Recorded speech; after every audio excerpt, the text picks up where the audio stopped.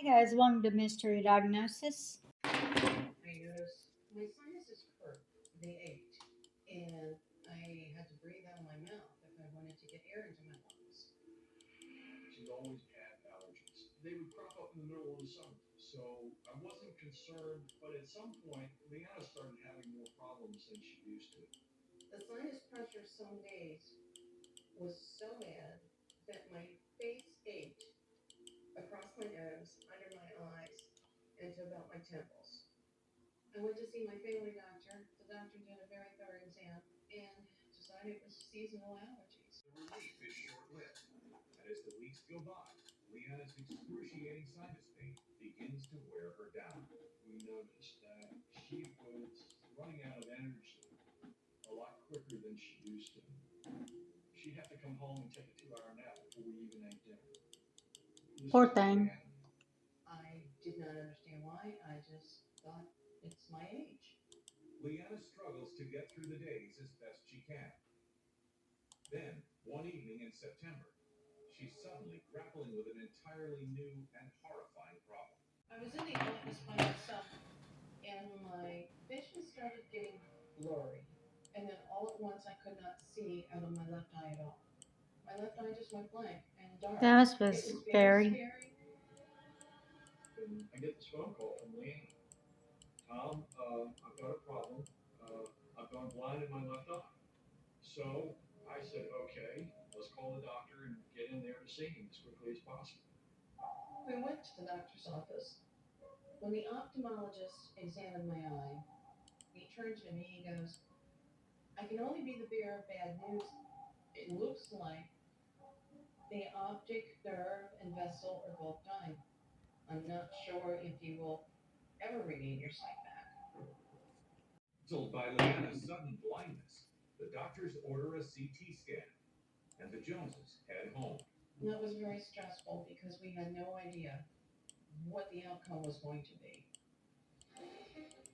When all the results came back, our general practitioner called us up and said, we need to get you to an ENT specialist right away.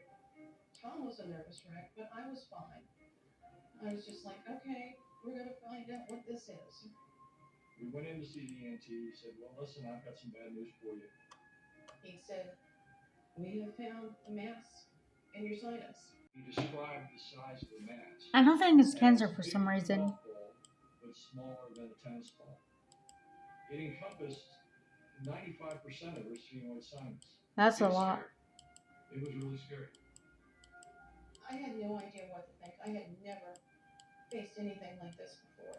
Initially, they didn't know what it was. The ENT surgeon flat out said, look, we need to go in and do a biopsy of this and figure out what's going on.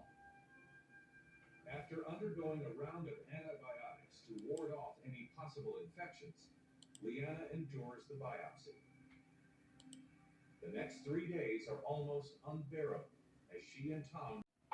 Nothing could have prepared Leanna for the bizarre turn of events that transpires just 2 days later. I woke up and I heard the cat meow. And Leanna grabs me and shakes me violently. She says, Tom, I can see the cat. What do you mean you can see the cat? Good for her. It's 6 o'clock in the morning. We go back to bed. She says, Tom, I can see the cat with my left eye. And oh. We called the doctor's office. He goes, okay, that never happens. So he couldn't really give me an explanation. But I was happy to have my sight back. The operation didn't go quite like the medical team had planned. They told me they were only able to take out 25% of the mass. I wasn't real happy about those results. I don't blame you. I expected them to get more out than they did. I looked at the surgeon. Yeah, like 75. And he explained to me that he did not want to make a cut because there's not that much space. So after I heard that, I thought, okay, I understand.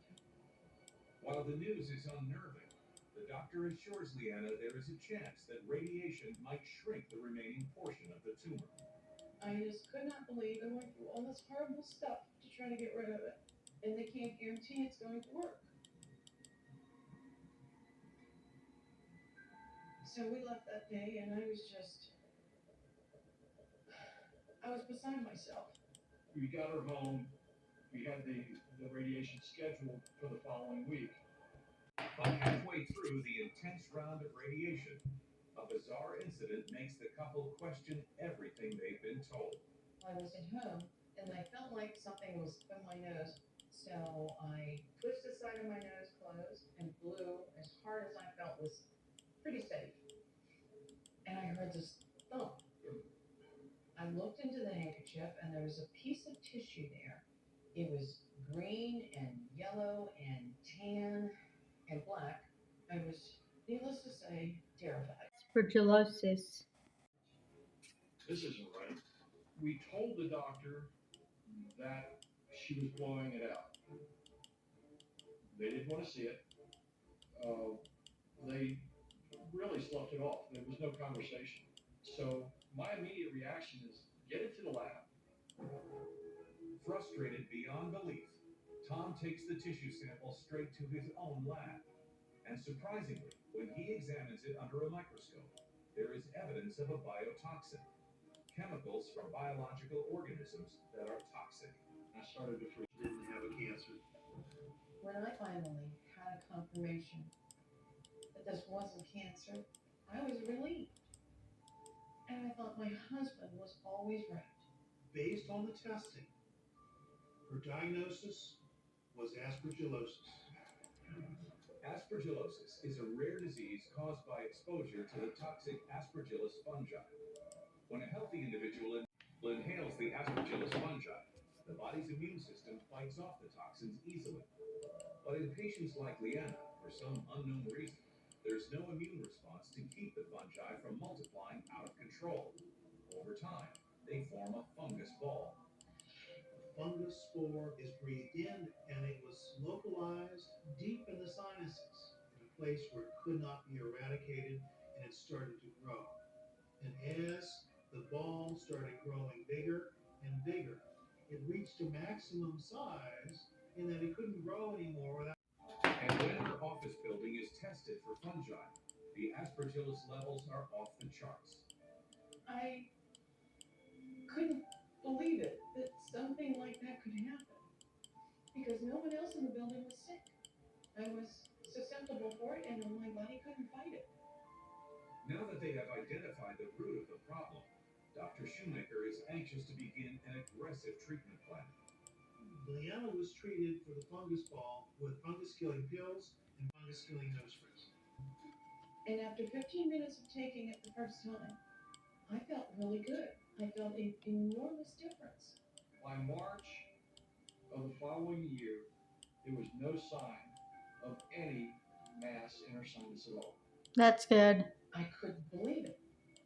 The nightmare was over. The family is overjoyed by Leanna's progress. Today, Leanna is pain-free and enjoying every minute of her life. I had to redo this one. It crashed. It's extremely important to me because you're not guaranteed tomorrow. I got my wife back. She's doing great. You know, I love her. I thank him so much for not giving up. But I love him very, very much. He's been my life and will continue to be. What I've learned from this experience is don't take anybody's word for it. To be at the right place at the right time to take care of the most precious thing in my life.